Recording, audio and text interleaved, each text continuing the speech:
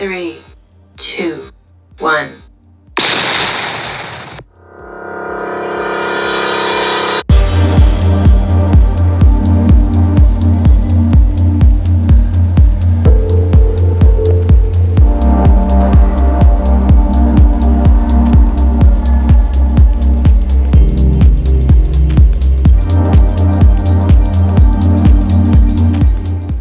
My bold and the beautiful fans, welcome back to the channel, and buckle up, soapies, because Friday, May 16th episode of the Bold and the Beautiful, I know it had you clutching your pearls, clutching your wine, or even tea. And yeah, there was dripping with drama, tears, and a lot of choices. Some good, some, well, you know what, I'm going to give you a few highlights and then we'll dive deep into this episode. First, we got Liam's not mad, but baby, he's sad, real sad, even though he's pushing Hope over to Carter. We also have Brooke out here doing the most with the least amount of information. Over at the Cliff House, it is sadness, sass, and Steffi's guilt trip. And then we have Carter and Daphne, aka the She Was Right All Along Chronicles. So without any further ado, let's go ahead and unpack this episode now.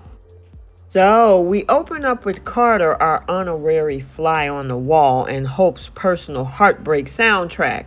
Now Carter is out here channeling his inner Scooby-Doo villain, creeping outside Brooke's door, eavesdropping like it's his job, and unfortunately for him, what he hears is a whole symphony of "You Ain't the One."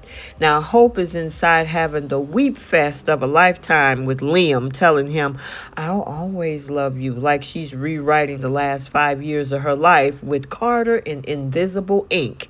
They hug, cry, sob, and rock gently like the Titanic hasn't hit the iceberg just yet. And poor Carter, yeah, he's outside that door like, oh, this is what we doing?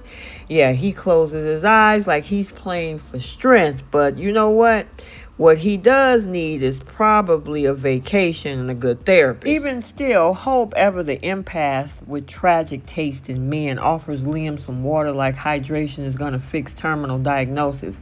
He says that he doesn't wish Steffy kept it a secret. He just wished people didn't look at him like a walking funeral.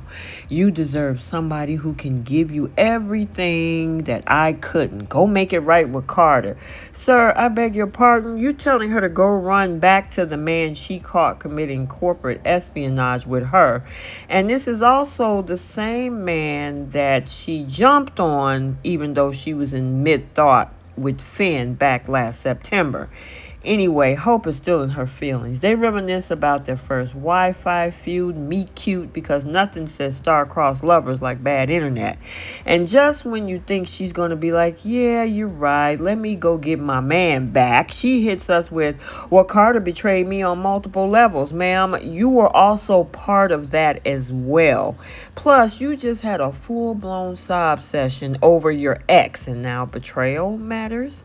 Liam is still playing post-human therapist.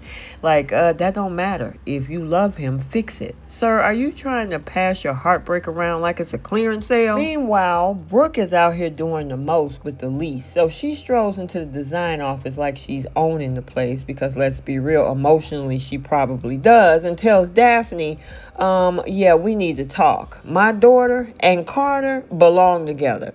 Now, Daphne, classy with a hint of cold, is not having it. She basically says, look, Hope is a walking heartbreak hurricane, and Carter deserves better. And I'll be honest, she didn't lie. Enter Carter, stage left, full of brooding masculinity and bad decisions and simpery. He shuts that all the way down with Daphne, we need to talk alone. Translation, I'm about to spiral and you gonna catch me. Now, Brooke, ever the meddling mama, throws in, by the way, I told her you're perfect for Hope, before she swishes out like the drama queen that she is. And then we swing over to Carter's place, where Carter and Daphne, aka the She Was Right All Along Chronicles, begin. He's laying it on thick: regret, pain, insecurity, you name it. He's unpacking it like it's an emotional suitcase.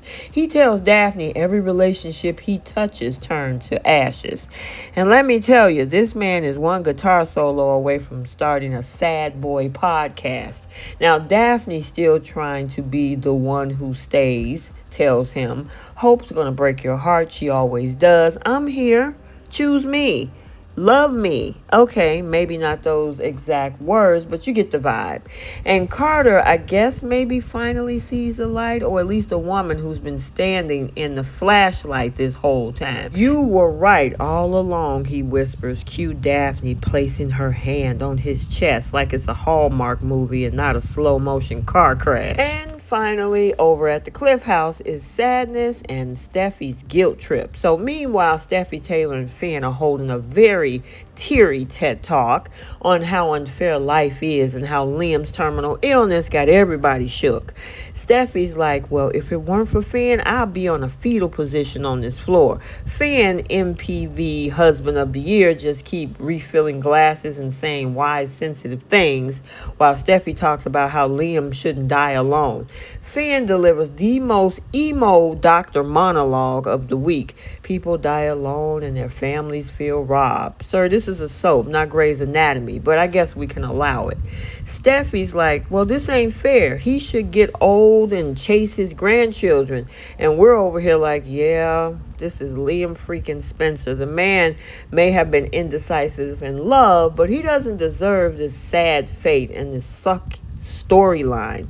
At minimum, I guess maybe a Silver Fox era for him if he was to stick around. So yeah, we'll see if he actually is a goner. Okay, so there you have it. Yes, this episode was a roller coaster of emotions, flashbacks, and people making the most delusional decisions with full confidence. Liam's out here dying and still managing to give love advice. Hope is crying over one man while still be confused about the other like it's a game of the sad bachelor. Brooke is still meddling, and I mean matchmaking, like it's her life purpose.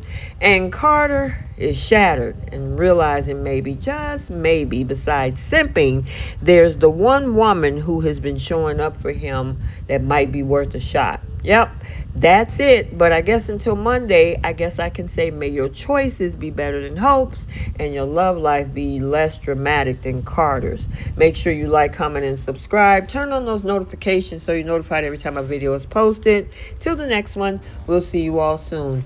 Bye, Soapies. 3, 2, 1.